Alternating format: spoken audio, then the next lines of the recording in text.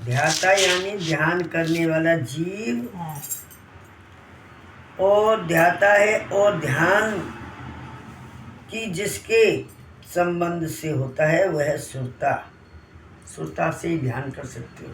इस लाइन को दोबारा पढ़ना, 3 दफे पढ़ दिए सामने। नहीं, यही लाइन पढ़ लो। यही तो पूरम विराम कहाँ पर है इससे पहले। ध्याता, ध्यान और धी, ये 3 तत्व हैं।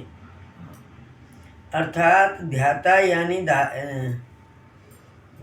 यानी ध्यान करने वाला जीव, ध्याता है और ध्यान की जिसके संबंध से होता है, ध्यान जिसके संबंध से होता है वो हमारी सुरता है। बिल्कुल हमारी सुरता है। तथा जिसका ध्यान किया जाता है वह ब्रह्म देह है। ब्रह्म देह। यह तीनों त्रिपुटी ध्यान मार्ग में आते हैं। त्रिकुटी, हाँ, त्रिपुटी लिखा है यहाँ। वो तो लिखने में मिस्टेक नहीं, त्रिपुटी ये है, त्रिपुटी होगा आगे। त्रिपुटी ध्यान मार्ग में आते हैं। अब दोहा लगा। ये बहुत इम्पोर्टेंट है। इस लाइन को मतलब आप ऐसे ओरली बताओ, आप भी बताओ। देखो साहब, इन्होंने ऊपर ही कहा है कि अर्थ इसका क्या है, और नियच्छर तत्व प्राप्त किया हो तब उसका भूलना नहीं चाहिए। नहीं साहब, ये भी सही है। ऐसे नहीं, अपने ओरली मुंह से बोलो। हाँ, तो मुंह से बोलूंगी ना, पढ़ने के बाद ही तो बोलूंगी। अच्छा, क्या कहा है उन्होंने कि नियच्छर तत्व प्राप्त किया हो तब उसको भूलना नहीं चाहिए। अब नियच्छर क्या है? नियच्छर जिसका नाश न हो, परमात्मा का, परमात्मा ही समझ लो, उसको नियच्छर कहते हैं। तब नियच्छर तत्व प्राप्त किया हो उसको भूलना नहीं चाहिए। हम उसी को भूल जाते हैं।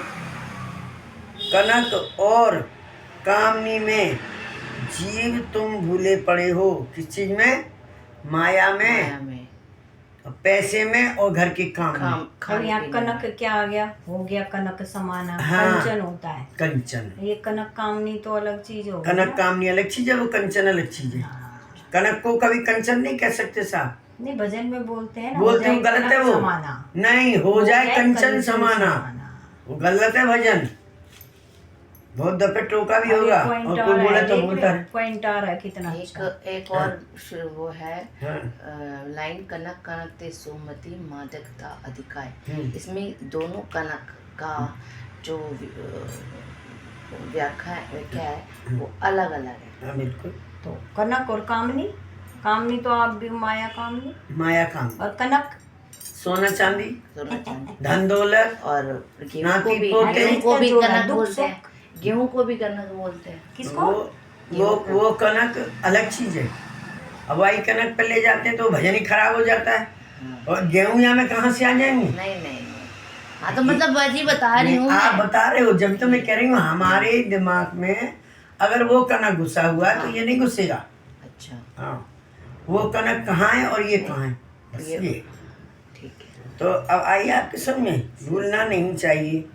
और कनक और कामनी में ही जीव इसको भूला पड़ा है और उसका खंडन मंडन अनेक प्रकार से वाणी में करता है। अब हम खंडन मंडन कर रहे हैं ना, कोई गेहूं कह रहा है, कोई कुछ कह रहा है, तो है वह खंडन मंडन।